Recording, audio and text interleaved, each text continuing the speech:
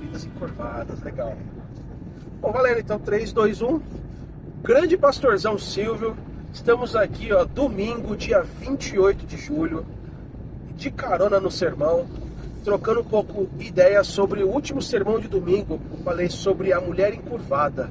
E aí, pastorzão? Pastor Rodrigo, eu não estive domingo na igreja, não ouvi o seu sermão, né? Então vai ser bom porque você vai me dar um feedback do seu sermão. Legal. Mas a gente estava conversando aqui agora, eu já preguei sobre esse texto, sobre a mulher encurvada, né? Legal, legal. E eu creio que trouxe muita luz para as pessoas que ouviram. Então você poderia fazer aí um resuminho para a gente. Boa. Eu comecei falando um pouquinho, pastorzão, sobre a importância da postura correta, né? Acabei até usando alguns exemplos da medicina do trabalho, sobre ergonomia. Então acabei falando um pouco sobre como é fundamental a gente ter uma postura correta para poder enxergar o todo e para também viver melhor, né? E a partir disso aí eu usei então um exemplo texto da mulher encurvada, que Jesus ele auxilia aquela mulher para cura. E montei uma estrutura em 3 pontos. A primeira foi: a postura encurvada afeta a nossa autoestima, mas mais do que somente ter uma postura encurvada, é ter também uma droga de abuso, é ter uma má alimentação. Isso também afeta a nossa autoestima. Esse foi o primeiro ponto. O segundo ponto foi que a postura encurvada afeta a sua saúde, mas também viver ansioso, preocupado com o futuro também afeta a sua autoestima. E por último, falei também sobre a falta de perdão. Não perdoar afeta a sua postura. Você acaba ficando deprimido, você acaba ficando sempre olhando para o chão, porque você não consegue enxergar as bênçãos que Deus tem feito na sua vida. Basicamente foi isso que eu acabei falando com a igreja. E para condensar todo esse ponto aí, eu falei que existe aí uma sigla. Quem estava no dia lembra aí, vai deixando nos comentários. Falei sobre a sigla VFAB, pastorzão. VFAB. VFAB. Opa. Sabe o que significa VFAB? Não. Você é o filho amado. Oh, amém. Como diriam os nossos irmãos, amém. Todo mundo saiu falando depois do culto: VFAB, você é o filho amado, bobo.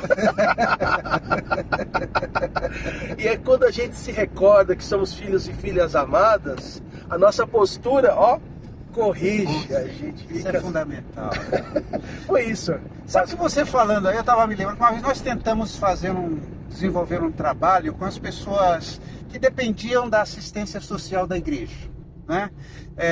Buscavam cesta básica, desempregados, sempre aqueles mesmos dramas, e nós tentamos fazer alguma coisa assim, criar uma oficina, dar um trabalho, alguma coisa para as pessoas dentro da sede da igreja. E as pessoas foram visitadas, compartilhamos essas questões, mas a gente percebeu uma coisa: essas pessoas não acreditam que podem. Elas estão sempre olhando para baixo, né? Não, eu não vou conseguir, eu vou costurar, eu vou emendar, eu vou... Elas estão tão debilitadas, aí entra nesse seu primeiro aspecto, né? Elas são mal alimentadas, elas vivem de uma forma que não conseguem se aprumar. Então é muito interessante essa sua colocação. E antes eu dizia muito que numa cidade como São Paulo ninguém passa fome. Eu sempre dizia isso. E hoje eu percebo como eu estava errado. Porque elas podem encher a barriga, mas elas não têm nutrientes. É verdade. Elas se alimentam muito mal, se alimentam muitas vezes com restos de coisas. E isso afeta a maneira como elas encaram a vida. O corpo sente isso. Entra esse aspecto do corpo, né? É verdade, é verdade. É uma teologia do corpo mesmo, pensando, né? Sim. Porque é fundamental, além de... Não é somente comer, mas é comer bem. Comer bem. É ter nutrientes, é ter um cuidado, é ter um zelo, um respeito pelo corpo, porque é nele também que habita o Espírito Santo. Então, nesse sentido, é fundamental, além de você ter uma saúde também adequada, é se recordar que o Espírito habita em você, né? Eu até brinquei que algumas pessoas têm um resort, né, pro Espírito Santo, né? Tomem Exatamente. cuidado. E outros têm um barraquinho ali. Pois é, exatamente. Sabe que um amigo meu, ele falou que foi ao médico, e o médico falou, você precisa se alimentar melhor.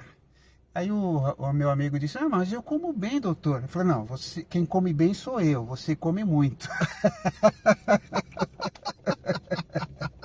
Exatamente. Então esse ponto é fundamental. Além da alimentação também, é preciso também se policiar com as drogas de abuso. A gente tem muitas drogas lícitas e ilícitas aqui no país, né? Então, tem pessoas que têm, infelizmente, a dependência do cigarro, da bebida. Não é questão do pecado em beber. Eu acho que isso é muito claro a gente enfatizar. Não é pecado beber. Bebida não é questão religiosa, é questão de saúde. Exatamente, né? É pecado você se desregrar. É você perder o controle sobre si, ao ponto da bebida ser a sua real dependência sobre tudo, né?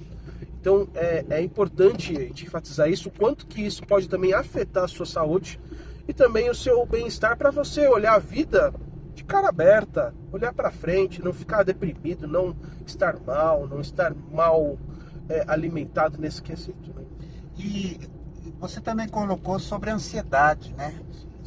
Nós, na realidade, nós temos dois males. Ou vivemos no passado, ou vivemos no futuro. Perfeito. E raramente vivemos no presente.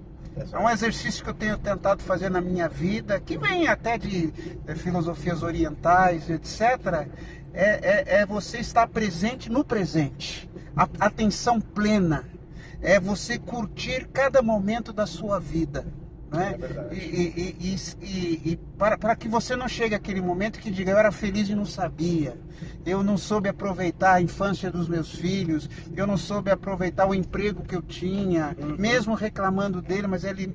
E assim por diante, né? Perfeito, pastor, perfeito. O apóstolo Tiago, quando ele escreve a sua carta, ele fala sobre o pior mal do ser humano, é que ele é um ser dividido. E a ideia da divisão é quando nós temos uma mente, sabe, pressionada no presente e sonhando com o futuro. Gente dividida divide. É isso que acontece. Então, pessoas que estão vivendo de forma ansiosa, pensando no futuro, acabam realizando milhares de imprudências, acaba atrapalhando as boas relações, acaba atrapalhando uma boa reunião, as conversas, as comunicações acabam sendo afetadas porque você não está presente, você está lá no futuro ainda. E isso causa divisão. Então é um problema a ansiedade, pois ela também afeta aí no seu bem-estar e te deixa encurvado também sobre a sua vida. Eu estava lendo hoje um artigo em que o autor estava falando que a escola tem um dilema, porque a escola já não prepara para o futuro, porque a gente não sabe mais como será o futuro. Porque as coisas mudam tanto, de uma forma tão extraordinária, de ano para ano, que a gente não sabe mais o que vai acontecer. Né? Então a gente precisa aprender a viver bem hoje. Perfeito. Muito bom. E por último, pastorzão, falei sobre o perdão, né? Quem não perdoa acaba tendo no coração aí um cárcere, né? Um presídio onde aquele presidiário, aquela pessoa que está aprisionada, fica batendo a caneca nas celas. E você não dorme, você não tem paz, você fica lá sofrendo, angustiado com esse barulho, com esse ruído dentro da sua alma. Então, para perdoar, é preciso abrir essa porta desse cárcere, né? É preciso abrir as portas dessa prisão e deixar essa pessoa que te magoou, que te afetou, que te feriu, embora, deixa ela embora. Não fica aprisionando isso não é bom para você, isso te mantém também encurvado. E uma pergunta que as pessoas fazem, perdoar é esquecer? Opa, boa pergunta. Perdoar não é esquecer, mas é superar essa dor que você está passando, né? É olhar com outra ótica, com uma ótica espiritual sobretudo, né? Eu sempre mostrei essa ferida que eu tenho aqui na mão. Eu devia ter uns 8 anos de idade quando eu apostei com um amigo meu que eu era capaz de voar. E nós subimos numa laje e eu pulei, né? Bom, você deve imaginar que eu não tenha voado. Eu caí com a mão em cima de uma lata e cortei a mão, levei vários pontos. Essa ferida está aqui, ó, a cicatriz está aqui, mas não dói. Eu nem lembro mais, eu lembrei agora porque a gente estava falando disso. Perdoar é isso, né? Perdoar é quando não dói mais. E como que a gente faz para não doer, pastor? Olha, rapaz, tem um livro do Miroslav Volf que ele fala sobre o fim da memória, que é muito interessante esse livro. É um livro de cabeceira que me serviu muito para ajudar a perdoar aqueles que me magoaram, aqueles que me machucaram. E é isso, é botar fim na memória. É o fim da memória. É como é colocar aquela marca, aquilo que te afetou em uma outra ótica. Observar tudo aquilo de uma outra perspectiva. Observar aquilo de um ponto positivo, o quanto que você cresceu, o quanto que você amadureceu com isso, o quanto que aquilo te ajudou a ser uma pessoa melhor, a não repetir os seus erros, ou até mesmo evitar pessoas que te machuquem desse jeito. Então, O Fim da Memória é um livro que eu recomendo demais aí para você, na sua leitura. Eu sei que é um pouco difícil de encontrá-lo, porque é um livro que acabou saindo um pouco de catálogo por causa da editora, mas é incrível ele, O Fim da Memória, do Miroslav Volf. Muito bom, vale a pena. E talvez também, né, uma coisa que eu tenho tentado exercitar, aquelas pessoas que me magoaram, me feriram, às vezes nós fomos bons amigos, às vezes nós fizeram coisas boas pra gente. Verdade. Então tem que tentar lembrar, compensar, né? Porque às vezes uma pessoa peca contra a gente e a gente põe do lado extremo, né? Ela não tem nenhuma virtude. Vamos pensar nas virtudes das pessoas, alimentar o nosso ser com as coisas boas daquela pessoa. Isso vai nos ajudar a amenizar aquela dor até eliminá-la. Verdade. O Rick Warren fala muito sobre propósito, né? Sim. Não fecho muito com ele em todas as coisas, em todos os aspectos, mas às vezes tem dores que são propositais, né? Esse propósito aí, alguma fase que você está passando na vida, algum momento aí que talvez seja necessário você aprender e crescer sobre tudo também. Bom, dicas aí para você. Foi muito bom. Muito bom. Se você não tenha participado dos cultos na primavera, apareça lá, venha ao vivo e compartilhe essa mensagem, pode ajudar alguém que você conheça, tá bom? Até a nossa próxima De Carona com o Sermão.